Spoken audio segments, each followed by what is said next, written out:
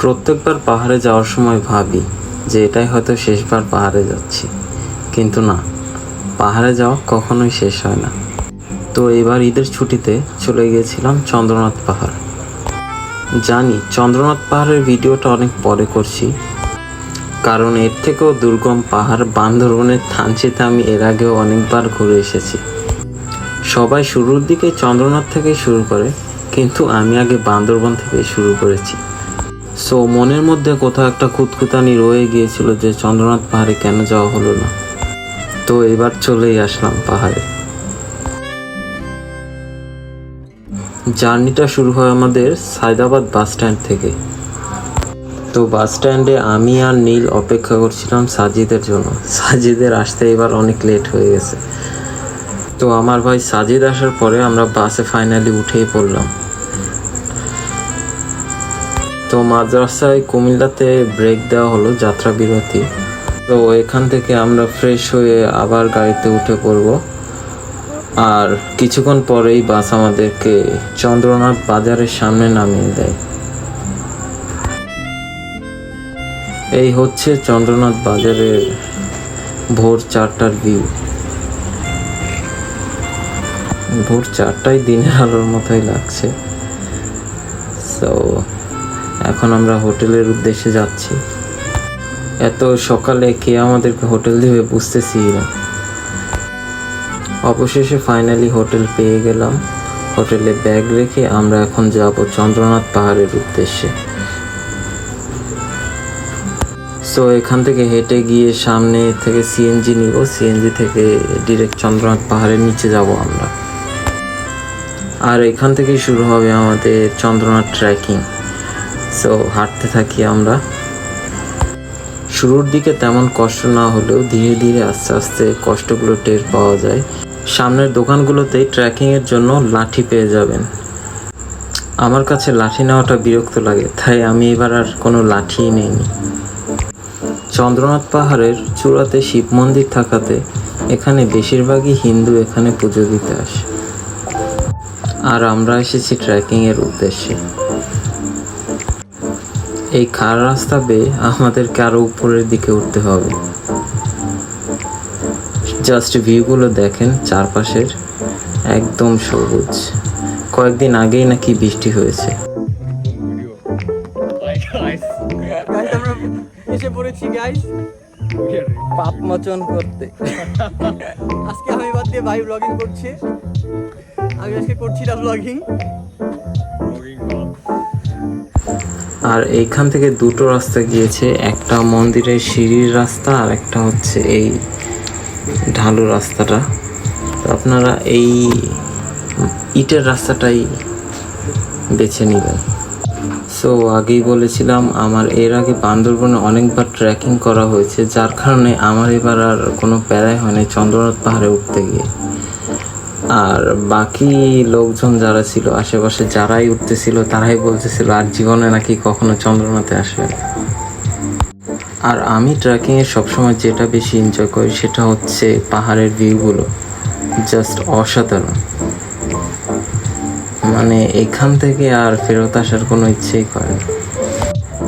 Trekking করার থেকে কোনো একটা স্থানে বসে ভিউটা এনজয় করাটা অনেক বেশি আরামদায়ক আমার কাছে।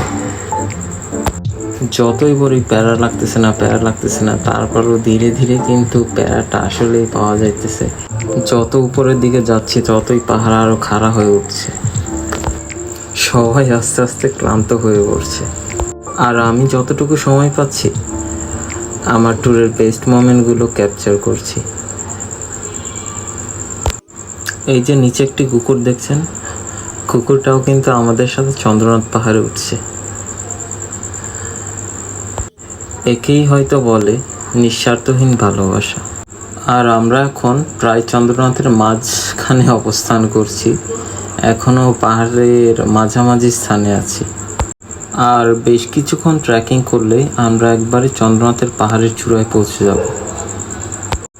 এখন বর্ষার সিজন, এখনও যে কেন পাহাড়ে বৃষ্টি নামতেছে না তাই বুঝতেছি না। এখনও কাঠফাটা রোদে পুরো শরীর পুড়ে যাচ্ছে। যেহেতু ভোর ভোর ট্রেকিং শুরু করছি তাই আর কোনো প্যারাই খেতে হয়নি। সকালের মিষ্টি রোদ গায়ে তেমন একটা তাপ দিচ্ছে না, তারপরে ট্রেকিংয়ের কারণে একটু একটু ঘাম পড়ছে। আর সামনের যে স্থানটা দেখতে পাচ্ছেন, এই জায়গাটা একদম অসাধারণ। এখানে বসলেই আপনার মন প্রাণ একেবারেই জুড়িয়ে যাবে। শরীর ক্লান্ত থাকায় তাই আমরা একটু এখানে রেস্ট নিয়ে নিলাম। পাহাড় আসলে একটা নেশার মতো কাজ করে, যে নেশা কখনো একবার করলে হয় না, বারবার করতে হয়। আর আমার মতো প্রত্যেকটা ছেলেরই স্বপ্ন প্রত্যেকটা পাহাড়ের কোণায় যেন তাদের একটা বাসস্থান হয়। আর আমার এখন এমন অবস্থা যে আমি বাসায় 2 মাসও টিকতে পারি না, পাহাড়ে কোনো না কোনোভাবে আসতেই হবে।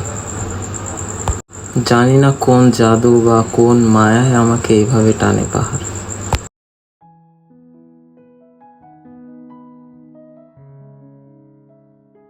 আমাকে কেউ যদি জিজ্ঞাসা করে যে তোমার কি পছন্দ, পাহাড় নাকি সমুদ্র, আমি চোখ বন্ধ করে এক কথায় উত্তর দেব, পাহাড়।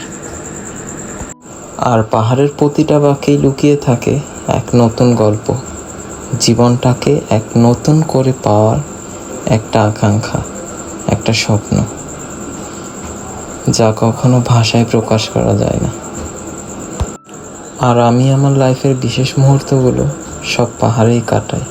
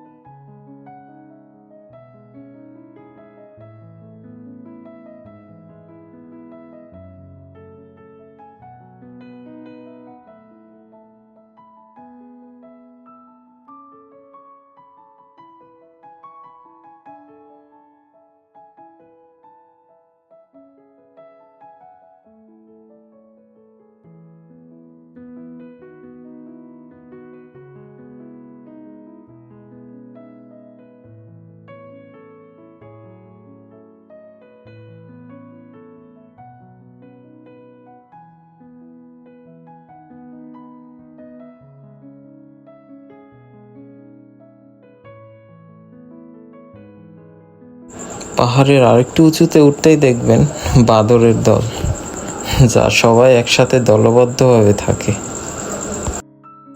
আর এই হচ্ছে আরেকজন বাদর। তোমারা ফিলিং क्या है? হোস্ট ফিলিং ভালো লাগছে, গেস্টরা অনেক ভালো ট্রেকিং করতে পারে, তো তাদের সাথে মিলে মিলে হাঁটছি, ভালোই লাগছে। আবার আসবো। ওদেরকে বারবার খাবার দেওয়ার পরেও সামনে আসছিল না। হয়তো বেশি মানুষ দেখে ভয় পায়, এর জন্য হয়তো বিশ্বাস করে উঠতে পারছে না কাউকে।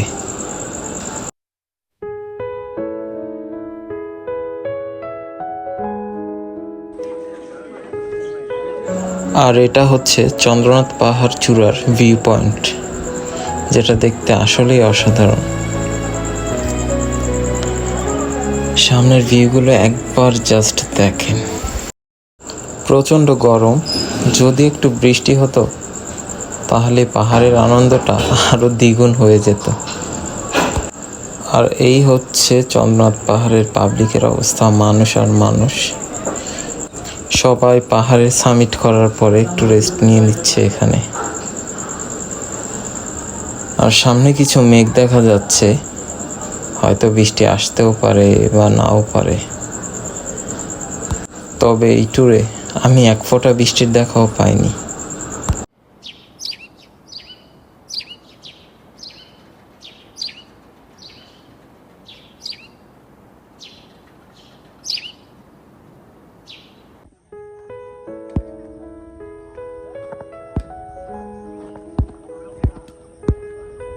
এবার চন্দ্রনাথ থেকে আমরা নিচের দিকে যাব। আস্তে আস্তে সবাই আমরা নামা শুরু করেছি। এখন আমরা চন্দ্রনাথ থেকে নেমে নাপিতাছড়া ঝর্ণার দিকে যাব। নাপিতা ঝর্ণা যেতে হলে এখান থেকে নেমে আমাদেরকে সিএনজি দিয়ে মেন রোডে গিয়ে বাস ধরতে হবে। বাস থেকে নামার পরে আমরা একটা রেল লাইন পার হয়ে একটা গ্রামের দিকে যাব। গ্রামের ভিউটা জাস্ট দেখবেন, একদম অসাধারণ, একদম রূপকথার মতো। জাস্ট গ্রামের ভিউটা দেখেন, অনেকটা সিলেটের মতন। সিলেটের যে মেঘালয়ের পাহাড়গুলো দেখা যায় ঝর্ণার নামে, ওই টাইপের পাহাড়গুলো। আর গ্রামটা একদম অসাধারণ, জাস্ট স্বপ্নের মতন। আর গ্রাম পার হয়ে একটু সামনের দিকে আসলেই পাবেন ঝিরিপথ।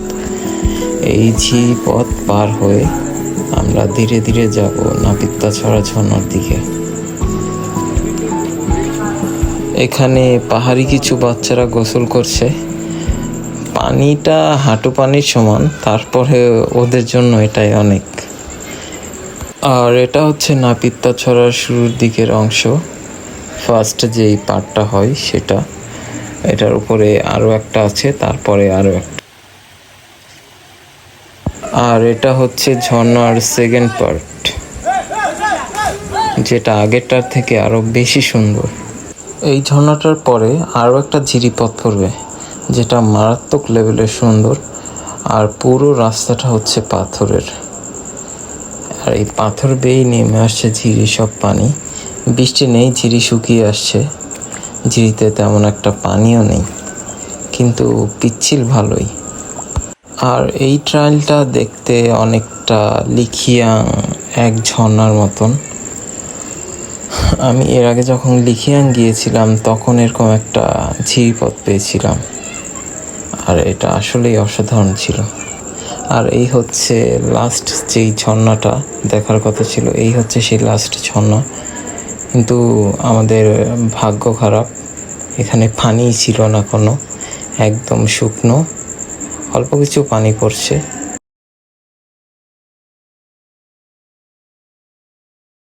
আর এখানেই শেষ করছি আমার সীতাকুণ্ডের ব্লগটি।